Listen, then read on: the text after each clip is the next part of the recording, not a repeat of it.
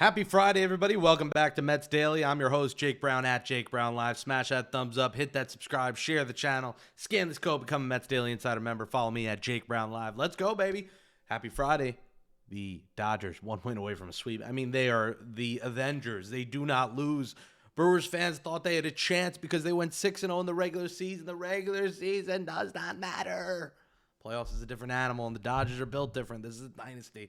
And a name you might need in a dynasty is Tarik Skubal. Now, the Tigers reportedly $250 million apart in contract extension talks. Does it make sense for the Mets to go out and get Skubal? To me, it doesn't. I don't think it makes sense for the Mets who, pride themselves on the farm system that they built, that ESPN ranked #1 in baseball, to go out and give away your top prospects for 1 year of Skubal. The whole point of your owner and the money that you have is so you don't need to make trades like this.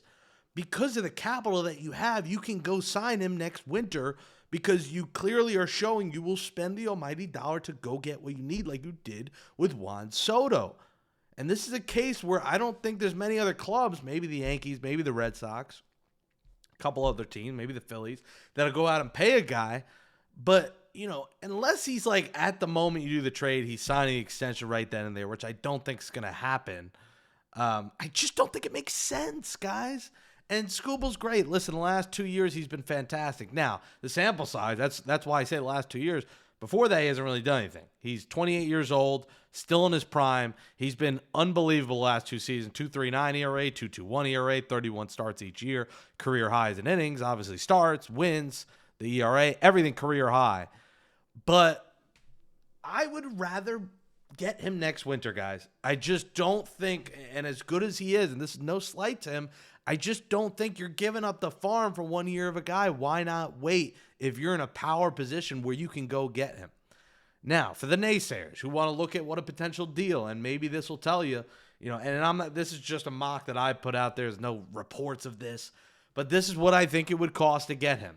It's going to be a lot. You're going to have to give up 1 or 2 players from your current team, whether it's Vientos or Beatty, and an Alvarez maybe. And then probably, if you're not giving away Alvarez, you're probably giving away Benj, Tong, and Sproat, something like that. But I put Alvarez, Vientos, your number 3 in Jet Williams, your number 4 in Jonah Tong, and your number 6 in Jacob Reimer. I look at Nolan McLean as completely untouchable. I'm sure if the Mets and Tigers talked, that's what they would ask for. But to me, this is already a lot. Like, you look at that list, and you got to be like, wow, that's kind of a lot for 1 year of a guy. As good as he is, why not trade less maybe for Hunter Green, or just go out and sign like a Michael King and Dylan Cease, or get a Ranger Suarez? Like, Brandon Sproat, I think, is doable on a trade if you have to give away Sproat in this instead. I look at McLean, and I really look at Benj as untouchable. Benj this guy here, you're going to give up on him already? As much as starting pitching you see wins championships, I just don't, if Skubal gets hurt, and you have him just for a year, and you just traded this entire package or whatever it's going to cost similar to this, and he's hurt and he's out for the year, you just traded everyone and got nothing in return. You need some assurance that he's going to be here, and that's why I would just wait it out. I would completely wait this thing out until it makes sense. Like, Vientos, I'm fine parting with. Tong, I'd be okay. Jet, Reimer, okay. Alvarez, I guess I'd be fine with this deal, but I'd be fine with it if I knew Skubal was a Met uniform for the next 6 or 7 years. This deal, I'll say, you know what? He's a Met, great.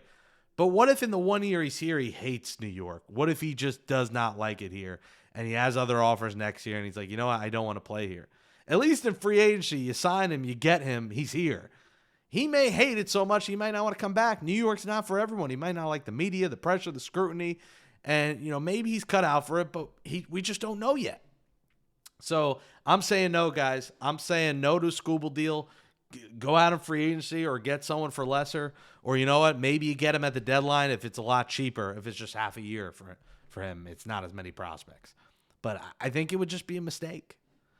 What wouldn't be a mistake for the New York Mets is going out and signing Josh Naylor if you let Pete Alonso go. And I know what the naysayers will say in the comments. They will say you're not getting home runs and RBIs from Pete. But the Mets are talking about run prevention.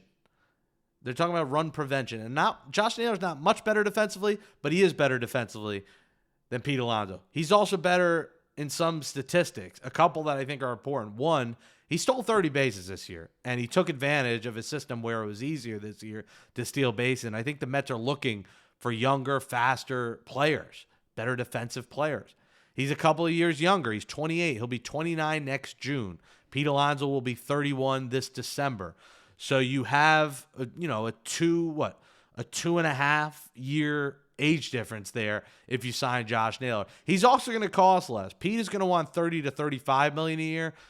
Rumors are that Josh Naylor will get somewhere around 20 million a year, so he's going to cost you less. Another number when you look at Josh Naylor, I think that is important, is strikeouts. Josh Naylor only struck out 83 times in 147 games and 604 at-bats. That's about once in every 6.3, 6.4 at-bats.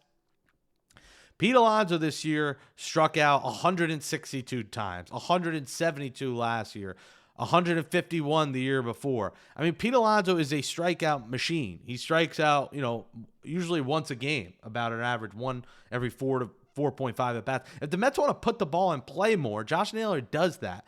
And an offense that needs to move guys over, that really struggle to do that, Josh Naylor does not strike out. Look at Josh Naylor's strikeout numbers, guys.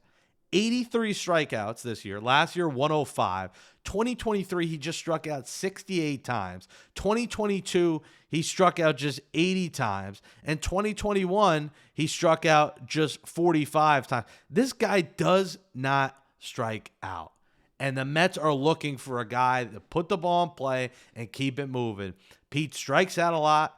His numbers get a bit volatile, and he's in the bottom of the league in defensive metrics. So to me, I think Josh Naylor is a great pivot. And mind you, postseason experience, man. Josh Naylor in the playoffs, you're seeing it. Homering again yesterday. He performs in the playoffs. 4 homers, 14 RBIs throughout his postseason career in 28 playoff games. He's hitting .278 in the playoffs. This guy has proven in October he can get the job done.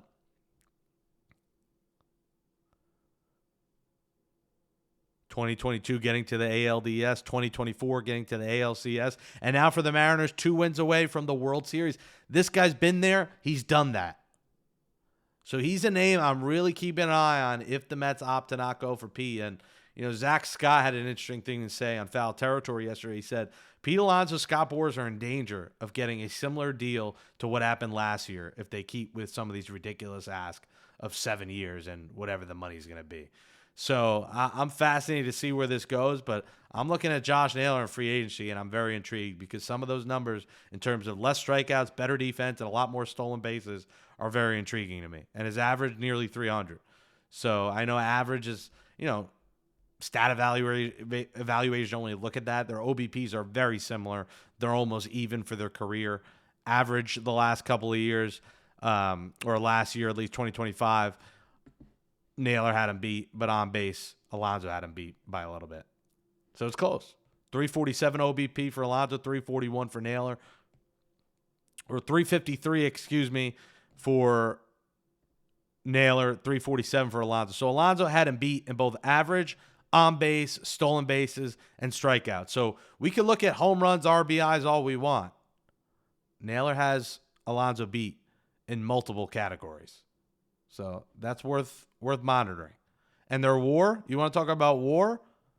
Big metric these days, 3.4. Naylor's was 3.1. So for a lot of less millions of dollars, you're getting very similar production, just less homers and RBIs, and you can replace that elsewhere. We'll see. All right, folks, answering your comments from yesterday's, Thursday's Mets Daily, and appreciate it. Keep leaving those comments. Keep smashing that thumbs up and keep subscribing. Thank you so much for your support. We have passed 2,300 subscribers. Keep subscribing, guys. Let's get to 2,500 next. Keep rocking and rolling. We appreciate you. Let's read yesterday's comments from Renee Metz 399. What's up, Jake? Love your show. Keep it up. Appreciate it, Renee. Thank you for your support. From the Isaac 9948, his classic comment, let's go Mets. I love Isaac's just positivity. Same thing every day. Just let's go Mets every day. Love it. From Anthony Adeo 484, you don't have a clue what is brewing. Stop with the clickbait. Again, I don't make the headlines, so calm down. From Michelangelo 26, why all the Pete hate? It's not necessarily the Pete hate. It's the Pete obsession and the emotions that bother me a little bit.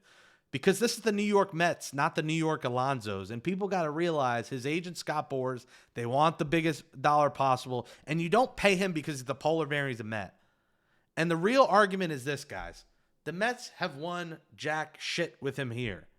So for all the love and everything that he's done, which I appreciate, I have no winning memories. Last year, yes, he saved us in Milwaukee. He was dreadful the entire season.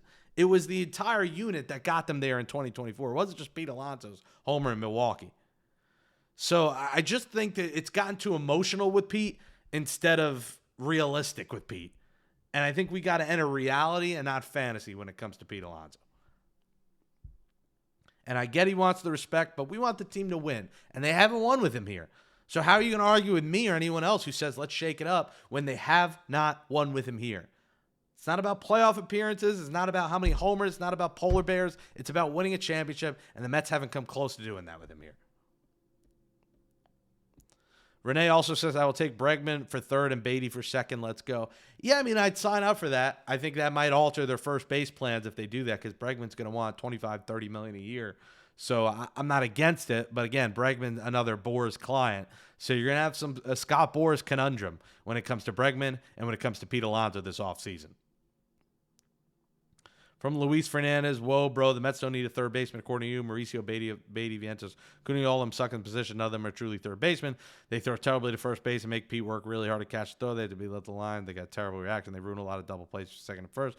None of them have the batting average of Bregman. They do need a third baseman with World Series experience at Gold Glove, but Stearns is too cheap to spend. He wants the world title like a trash player, cheap and young. Way to go, Stearns, MLB genius. I mean, Luis, come on. They've spent $340 million. We gotta enter reality here. All right, guys, enjoy the weekend. We'll see if the Dodgers finish it off today. Toronto back in at 2-2. Andres Jimenez. How about Andres Jimenez, former Met homering, and maybe Josh Naylor, future Met homering? Thanks for watching Mets Daily. We'll talk to you Monday.